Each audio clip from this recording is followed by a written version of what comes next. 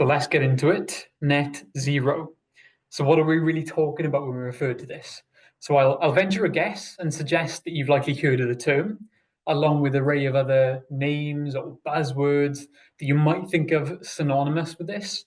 So while we can, consider that they're related to net zero, they're not certainly, I guess, identical. So it's a good idea to have awareness or differentiate between the two.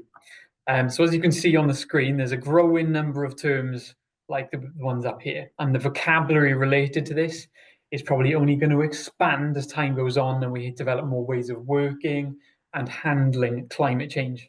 So as a question, you're welcome to pop them in the chat if you want, or the Q&A, sorry. Are there any terms you've never come across before? So feel free to pop those in and we can pick them up after.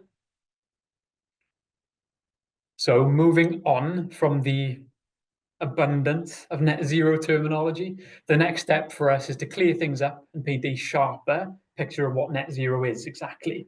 So naturally, there's a few different takes of what it means, but for you as the learner, the best fit from my perspective is a UK-focused one, and the one I liked is from ONS. So this is that net zero means that the UK's total greenhouse gas emissions would be equal to or less than the emissions the UK removed from the environment. So if we put this all into simple terms, this is a way of, balancing out the greenhouse gases that we are both giving out and taking out of the environment. So we emit through a significant number of processes, and that is not the part that's lacking. It's the capture part that's the bigger problem to solve, with carbon capture being one aspect amongst, say, the deployment of nature-based solutions that can soak up some of these unwanted emissions. This all means that, regardless of how much we can remove or capture from the environment, the UK must then either emit the same amount or less. And once we hit that point, we've reached what we consider this net target of zero greenhouse gas emissions.